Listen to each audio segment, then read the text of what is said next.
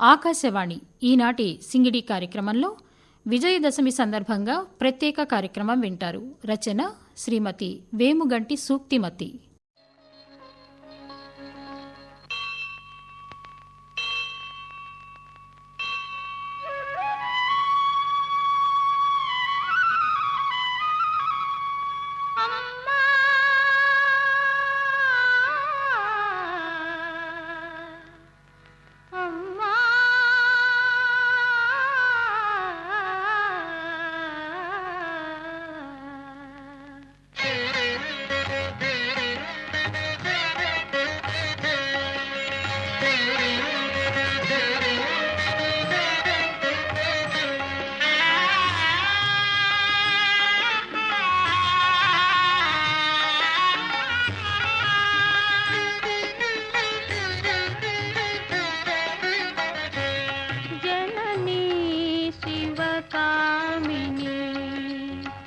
జయ శుభకారిణి విజయ రూపిణి జనని శివకామిని జయ శుభకారిణి విజయ రూపిణి జనని శివకామిని.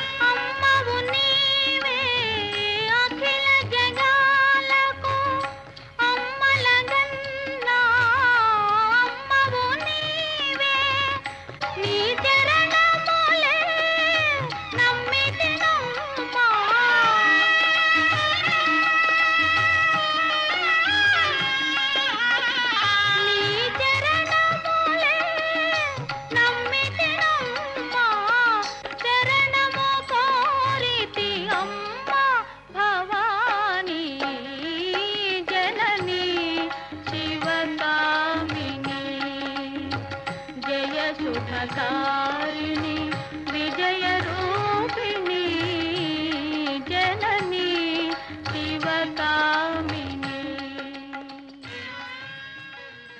ఆశ్వయుజ శుద్ధ దశమిని విజయదశమి అని దసరా అని వ్యవహరిస్తాం. మన శాస్త్రాలలోనూ పురాణాలలోనూ కావ్యాలలోనూ మన దేశంలో ప్రజల పరంపరాగత జీవితంలోనూ విజయదశమికి ఉన్న గౌరవ మర్యాదలు ప్రాముఖ్యత మరొక పండుగకు లేదంటే ఏమాత్రం అతిశయోక్తి కాదు. భారతదేశమంతా ప్రతి ప్రాంతంలో ఈ పండుగను మహాపర్వంగా ఘనంగా జరుపుకునే దసరా పండుగ ఇది. ఉపనిషత్తులలో ఒక కథ ఉంది. రాక్షసులకు దేవతలకు యుద్ధం జరిగింది. ఆ యుద్ధంలో దేవతలు జయించారు. అప్పుడు దేవతలకు ఆ విజయం ఎక్కలేని అహంకారాన్ని తెచ్చిపెట్టింది. ఇంద్రుడు, అగ్ని, వరుణుడు, వాయువు మొదలగు వారంతా ఆసీనులై ఎవరికి వారే తమ పరాక్రమం వల్లనే అసురులు ఓడిపోయారని చెప్పుకుంటున్నారు. ఇంతలో ఆకాశంలో ఒక మూల తటిల్లతా మెరుపు మెరిసింది. ఆ శక్తిపుంజం కళ్లకు మిరుమిట్లు కొల్పింది. సమస్త శక్తులకు అధిష్టానమూర్తులైన దిక్పాలకులు ఆ తేజస్సుకు తమ ప్రతిఫలను కోల్పోయారు. అగ్ని, వాయువు ఒకరికొకరు ఆ దివ్య వెలుగు ఏమిటో చూడటానికి వెళ్ళి చూసి నోరు పెకలక చేష్టలుడిగిపోయారు. అగ్నిని చూచి ఎవరు నువ్వు అని ప్రశ్నించింది ఆ తేజోమూర్తి. నన్ను ఎరుగవా? అగ్నిని, జాతవేదుణ్ణి. సృష్టిలో నా ఆజ్ఞకు బద్ధంగా అని ఏదీ లేదు. సమస్త లోకాలలో గల స్థావర జంగమ పదార్థాలను కాల్చి బూడిద చేయగల సమర్థుణ్ణి. నా అంశ లేనిదే జీవి బతకదు అని చెప్పుకున్నాడు. అప్పుడు ఆ తేజోమూర్తి అదంతా నాకు వద్దులే అంటూ అగ్ని ముందు ఒక గడ్డి పరకనుంచింది. అగ్ని మహాగ్ని జ్వాలలను కురిపించిన గడ్డిపోచ రూపం చెడలేదు, కందలేదు, వడలిపోలేదు. అగ్ని తలదించుకున్నాడు. అప్పుడు వాయుదేవుడు ప్రభంజనుడే వెళ్ళాడు. మాతరిశ్రుడను, ముల్లోకాలను సంచారం చేసేవాడిని. నేను లేనిది చైతన్యం లేదు, అసలు ప్రాణమే లేదు. సమస్త భువనాలలో గల స్థావర జంగమాలను సృషింపచేసేవాణ్ణి. నా పేరు మహాబలుడు అని గొప్పగా చెప్తున్నప్పుడు అదంతా ఎందుకు కానీ ఈ గడ్డిపోచను ఎగరకొట్టు నాయన అని ఆ తేజోమూర్తి అంది. వాయుదేవునికి భరింపరాని అవమానం అనిపించింది. గడ్డిపోచను ఎగరకొట్టలేనా అంటూ తన ప్రతాపం మొదలుపెట్టాడు. అది కదలలేదు, ఎగరలేదు, చెమటలు కక్కాడు. ఇదంతా చూస్తున్న ఇంద్రునికి ఆశ్చర్యమై తానే స్వయంగా బయలుదేరి దిక్కులు వెతికాడు. ఆ దివ్య తేజం వెలువడ్డ వైపు దృష్టిని నిలిపి సమాధిలో ప్రవేశించాడు. ఆమె రూపం విద్యుల్లతలా మెరిసిపోతుంది. ఇంద్రుడు ఆమెను ఉమాదేవిగా గుర్తించాడు. ఆమె ఇంద్రునితో అసుర విజయానికి తామే కారకులమని, అగ్ని, వాయువు అహంకారంతో ఉన్న నీ సమస్త దేవతలకు గుణపాఠం నేర్పటానికి వచ్చాను. దేవాసురులు ప్రజాపతి పుత్రులే, అసురులు మీకన్నా బలవంతులు. అయినా మీకెందుకు విజయం లభించింది? మీలో పరమేశ్వరుడు ప్రవేశించాడు. మీరు అసురుల వలె కేవలం శరీర జీవులు కారు. ఐహికములైన కోరికలు స్థిరమని నమ్మేవారు అంతకన్నా కాదు. కానీ విజయాహంకారంతో నేను నాది అనే రాక్షసత్వం ఇప్పుడెందుకు మీలో ప్రవేశించింది? దాని నుండి మిమ్మల్ని తప్పించడానికి, మీ శక్తిని జ్ఞప్తి చేయటానికి, తిరిగి ఇదం నమమ అనే మంత్రాన్ని ఉపదేశించటానికి పరమేశ్వరుడు మీకు దర్శనమిచ్చాడు. అహంకారం, స్వార్థం, అసుర భావాలు అవి మీరు కూడా ప్రవేశిస్తే ఇక వారికి మీకు తేడా ఏమిటి అని చెప్తూ అంతర్ధానమైంది లోకపావని. మనకు ఇది ఆదర్శం. సకల చరాచరంలో ఒక మహత్తర శక్తి, పరమేశ్వరుని దివ్య సంపద నిండి ఉంది అని నమ్మే తత్వం మనది. సర్వ సృష్టిలో సమత్వాన్ని, ఈశ్వర శక్తిని గుర్తించి దానికి అనుగుణంగా జీవించ సంకల్పించుకున్న మన స్వభావ మనుగడాది. ఈ ధర్మాన్ని, వ్యవస్థను కాదన్న వారిని, దీన్ని నిరోధించి నష్టపరచుకున్న వారిని సామదానాదులతో, అవసరమైతే దండంతో నిగ్రహించడానికి చేసిన చరిత్ర విజయదశమి చరిత్ర.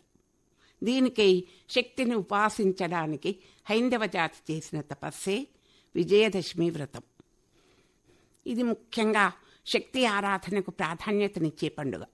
ఈ పండుగను నవరాత్రి, శరన్నవరాత్రి అని అంటారు. శరదృతువు ఆరంభంలో వచ్చే పండుగ కనుక ఈ పేరు వచ్చింది. ఆశ్వయుజ శుద్ధ విధియ నాడు దేవిని నిలిపి 9 రాత్రులు పూజింతురు. శరన్నవరాత్రులు గడిచిన మరుసటి రోజు విజయదశమి. దశమికి ముందు నవరాత్రులు జరుగుతాయి. అంటే పాడ్యమి నుండి నవమి వరకు సకల లోక జననైన అవతారాలను రోజుకొక్కటి చొప్పున పూజిస్తారు. 10వ నాడు విజయదశమి. ఈ ఆదిశక్తి అపరాజితాదేవి, అంటే పరాజయం తెలియనిది. అప్రతిహత అనగా ఎదురులేనిది. జయంతి అనగా విజయశీలమైనది. వైజయంతి అనగా విజయములనిచ్చునది. ఈ విధంగా ఆ పరాశక్తిని రకరకాలుగా కొలుస్తాం. కొందరి పండుగకు మొదటి 3 రోజులు పార్వతీదేవికి, తర్వాత 3 రోజులు లక్ష్మీదేవికి, తర్వాత 3 రోజులు సరస్వతీదేవికి పూజలు నిర్వహిస్తారు. ఆలయాలలో అమ్మవారికి ఒక్కో రోజు ఒక్కో అలంకారం చేస్తారు. మొదటి రోజు బాలా త్రిపుర సుందరిగా, 2వ రోజు గాయత్రీదేవి అలంకారంగా, 3వ రోజు అన్నపూర్ణాదేవి అలంకారం, 4వ రోజు లలిత త్రిపుర సుందరి అలంకారం, 5వ రోజు మహాచండీ, 6వ రోజు శ్రీ మహాలక్ష్మి రూపం, 7వ రోజు శ్రీ సరస్వతీదేవి అలంకారం, 8వ రోజు శ్రీ దుర్గాదేవి అలంకారం, 9వ రోజు శ్రీ మహిషాసుర మర్ధని అలంకారంలో అమ్మవారి దర్శనమిస్తారు. 10వ రోజు అనగా దశమి రోజు అమ్మవారు శ్రీ రాజరాజేశ్వరిగా దర్శనమిస్తారు. నవరాత్రులలో మొదటి 3 రాత్రులు తామసికమైనవి. వాటికి ప్రతీకలు దుర్గా, కాళీమాతలు. తర్వాత 3 రోజులు లక్ష్మికి సంబంధించినవి, ధన కనక వస్తు వాహనాలకు ఆధారమైనది. ఆఖరి 3 రోజులు సరస్వతి కోసం ఉద్దేశింపబడ్డవి. అదే సత్వగుణం, అదే జ్ఞానం, జ్ఞానోదయానికి సంబంధించినది. తర్వాత రోజు విజయదశమి అనగా మనం ఈ 3 గుణాలను జయించామని అర్థం. పూర్వం మహిషాసురుడనే రాక్షసుడు అమరత్వం పొందటానికి తపస్సు చేసి బ్రహ్మదేవుని ప్రసన్నం చేసుకున్నాడు. కానీ అతడి కోరికను బ్రహ్మదేవుడు నిరాకరించగా మహిషాసురుడు స్త్రీ అబల తననేమీ చేయలేదనే భావంతో పురుషుని వలన తనకు మరణం సంభవించకుండా వరం పొందుతాడు. ఆ తర్వాత వరగర్వంతో అహంకారంతో ప్రజలందరినీ హింసిస్తూ చివరకు దేవతలతో యుద్ధం చేసి వారిని ఓడించి ఇంద్ర పదవి చేపట్టాడు. అతని ఆగడాలను తట్టుకోలేక 3,000,000 దేవతలు త్రిమూర్తుల వద్దకు వచ్చి విన్నవించుకున్నారు. అప్పుడు త్రిమూర్తుల తేజం ఒకచోట కూడి ఒక స్త్రీమూర్తిగా జన్మించింది. శివుని తేజం ముఖంగా, విష్ణువు తేజం బాహువులుగా, బ్రహ్మతేజం పాదాలుగా కలిగిన మంగళమూర్తిగా 18 బాహువులను కలిగి ఉంది. ఆమెకు శివుడు త్రిశూలమును, విష్ణువు చక్రమును, ఇంద్రుడు వజ్రాయుధమును, వరుణదేవుడు పాశమును, బ్రహ్మదేవుడు అక్షరమాలను, హిమవంతుడు వాహనముగా సింహమును ఇచ్చిండు. సర్వదేవతల ఆయుధములను సమకూర్చుకొని, సకల సైన్యాన్ని సమకూర్చుకొని, మహిషాసురుని పక్షమున యుద్ధంలో పాల్గొన్న అనేక మంది రాక్షసులను భీకరముగా పోరాడి సంహరించి తుదకు మహిషాసురునితో యుద్ధానికి సిద్ధపడింది ఆ శక్తి. ఈ యుద్ధంలో దేవి వాహనమైన సింహం శత్రువులను చీల్చి చెండాడింది. దేవితో తలపడిన అసురుడు మహిషి రూపం, సింహరూపం, మానవ రూపంతో భీకరంగా పోరాడి చివరికి తిరిగి మహిషి రూపంలో దేవి చేతిలో హతుడయ్యాడు. అప్పటి నుండి మహిషాసురుణ్ణి సంహరించిన రోజు దసరా. జగన్మాత అయిన దుర్గాదేవి మహిషాసురుడనే రాక్షసుని వధించి విజయాన్ని పొందిన సందర్భంగా 10వ రోజు ప్రజలంతా సంతోషంగా జరుపుకునే పండగ విజయదశమి. కనుల నిండు భక్తి కరుణయ జనకుడు కన్న తల్లి ఎదుటనున్న తల్లి పరమ పారవశ్య పరిపూర్ణమీ జన్మ అంతరంగ నిలయ ఆదిదేవి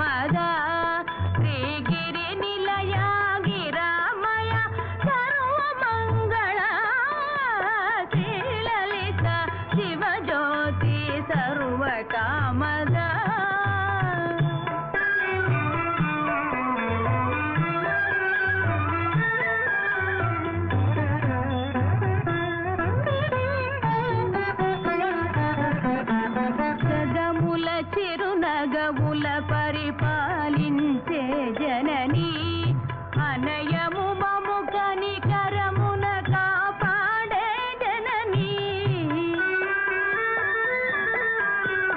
జగముల చిరునగవుల పరిపాలించే జననీ అనయము మము కనికరమున కాపాడే జననీ మనసే నీ వశమై మరణే జీవనమై మనసే నీ వశమై మరణే జీవనమై మాయని వరమీయవే పరమేశ్వరి మంగళ నాయకి శ్రీలలిత శివజ్యోతి సర్వకామద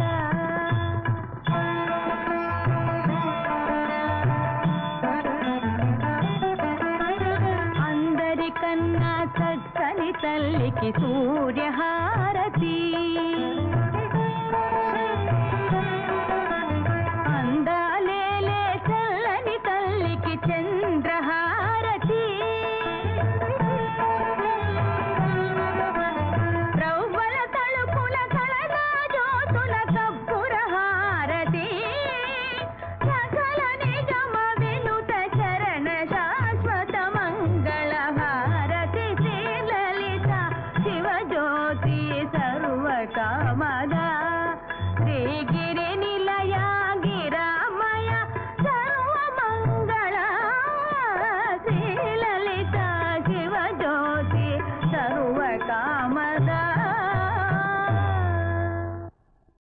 నవరాత్రి చెడును విశృంఖలత్వాన్ని నిర్మూలించడానికి, అదేవిధంగా జీవితంలో అన్ని అంశాల పట్ల మన శ్రేయస్సుకు దోహదపడే వస్తువుల విషయాల పట్ల కూడా కృతజ్ఞతాభావంతో ఉండటానికి సంబంధించింది.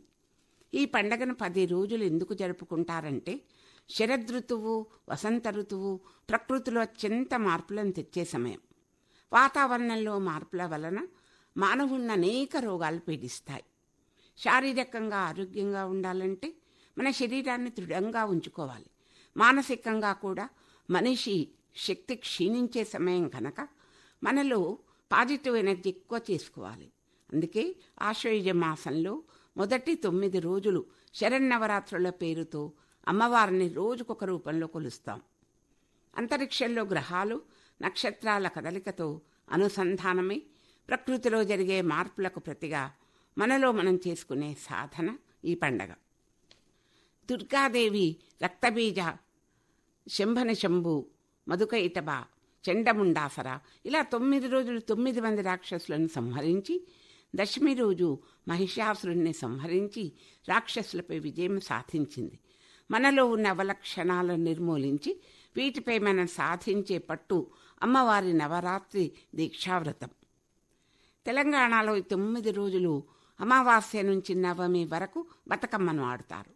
తెలంగాణ పల్లెల్లో ప్రతి అమావాస్యకి స్త్రీలు పట్టు పీతాంబరాలు ధరించటం ఆనవాయితీ.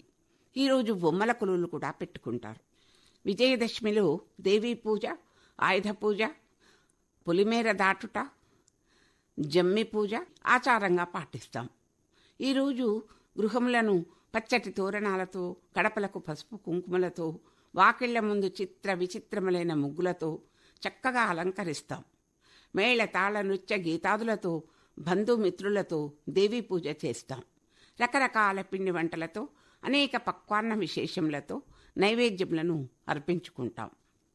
దశమి నాడు ఉదయం వారి వారి వృత్తి పనిముట్లను శుభ్రపరిచి పసుపు రాసి, కుంకుమ బొట్లు పెట్టి, మంచి గంధం రాసి ధూపదీప నైవేద్యములతో పూజిస్తాం. ఈనాటి సాయంకాలము మేళ తాళములతో దేవిని ఊరేగిస్తూ మల్ల యుద్ధములు, సాముగరిడీలు మొదలగు వీర ప్రదర్శనలతో పొలిమేరకు వెళ్తారు. జమ్మి చెట్టు మీద బేతాళుడుండునని కొన్ని ప్రాంతాల వాళ్ళు నమ్ముతారు. అర్జునుడు ఉత్తర గోగ్రహణ సందర్భంలో శమీ పూజ, ఆయుధ పూజ చేసి విజయం పొందాను కాబట్టి దానికి ఆ పేరు వచ్చనని కొందరు. శ్రీరామచంద్రుడు సీతను వెదుకుచు ఋషముఖ పర్వతం నందు నారద మహర్షి చేత పూజితుడై అచ్చట శరన్నవరాత్రి దేవీ పూజలు కావించి దశమి దినమున ముగించుకొని లంకపై దాడి వెడిలి విజయం పొందనని కొందరు. అందుకే ఇది విజయదశమిగా మనందరి అభిప్రాయం. వర్షాకాలము పోయి శీతాకాలం ప్రారంభం ఈ ఆశ్వయుజ మాసం. శరదృతువు అగుట వలన, శీతాకాలం అగుట వలన జలాశయం నందలి నీరు బురద విరిగి నిర్మలోదకములుగా మారుతాయి. జల ప్రవాహములు తగ్గుతాయి. రాకపోకల సౌకర్యాలు కలుగుతాయి. భూమి సస్యశ్యామలమై కన్నుల పండుగగా ఉంటుంది. ప్రకృతి ఆనందదాయకమై విరాజిల్లుచు సమస్త ప్రాణకోటులను సంతోష సంభ్రమాలతో ఓలలాడిస్తుంది. మన పూర్వపు రాజులు దండయాత్రలు చేయుటకు ఉపయుక్త కాలముగా ఊహించి ఆయుధ పూజ చేయుచుండేది. ఈ పర్వదినమునందు ఆశ్వయుజ శుద్ధ విధియ మొదలు దశమి లోపున బాలబాలికలు తమ గురువులతో జయీభవ విజయీభవ అని నినాదాలు చేస్తూ మహోత్సవంతో కొన్ని పద్యాలను, పాటలను ముందు కొందరు చెప్పుచుండగా వెనుక ఉన్నవారు జయ జయ అని నినాదాలు చేస్తూ వెంబడిస్తారు. విజయదశమి రోజు సంధ్యాకాలం దాటిన తర్వాత సమయమే విజయకాలం. సంధ్యాకాలం దాటిన తర్వాత 48 నిమిషాల వరకు పరాశక్తి అనన్యశక్తిమంతురాలవుతుంది. కాబట్టి ఆ సమయమున ఏ పని ప్రారంభించినా విజయపథంలో దూసుకుపోతుందని మన విశ్వాసం. ఈ పండగ సందర్భంగా శస్త్రాస్త్ర పూజలు జరుగుతాయి. సాయంత్రం కాగానే సీమోల్లంఘనం చేస్తారు, అంటే పొలిమేరలు దాటటం. ఈనాడే శమీ వృక్షాన్ని పూజిస్తాం. జమ్మిని అగ్నిగర్భ అని కూడా అంటారు. ఆనాడు శమీ శమీయతే పాపం శమీ శత్రు వినాశిని అని స్మరిస్తాం. ఈరోజు జమ్మి చెట్టును పూజిస్తే లక్ష్మీప్రదమని పురాణాలు చెప్తున్నాయి. ఎందుకంటే శమీ వృక్షం సువర్ణ వర్షం కురిపిస్తుందని శాస్త్రాల్లో ఉంది. అలాగే జమ్మి చెట్టు ఆకులను ఇంట్లోని పూజాస్థలంలో, నగదు పెట్టెల్లో ఉంచుతారు. దీనివల్ల ధనవృద్ధి జరుగుతుందని మన నమ్మకం. జమ్మి చెట్టుకు పూజలు నిర్వహించి జమ్మి ఆకులను ఒకరికొకరు ఇచ్చుకుంటారు. ఈ పండగలో శమీ చెట్టుతో పాటు పాలపిట్టకి ప్రాధాన్యత ఉంటుంది. ఆ రోజు పాలపిట్టను చూస్తే చాలా మంచి శకునంగా భావిస్తారు. పాండవులు అరణ్యవాసం ముగించుకొని తిరిగి వెళ్తుంటే పాలపిట్ట కనిపించింది. అది చూసినప్పటి నుండి వారికి అన్ని శుభాలే జరిగాయట. శ్రీరాముడు కూడా రావణాసురునితో యుద్ధానికి బయలుదేరిన సమయంలో పాలపిట్ట కనిపించింది. తర్వాత జరిగిన యుద్ధంలో రాముడు విజయం సాధించాడు.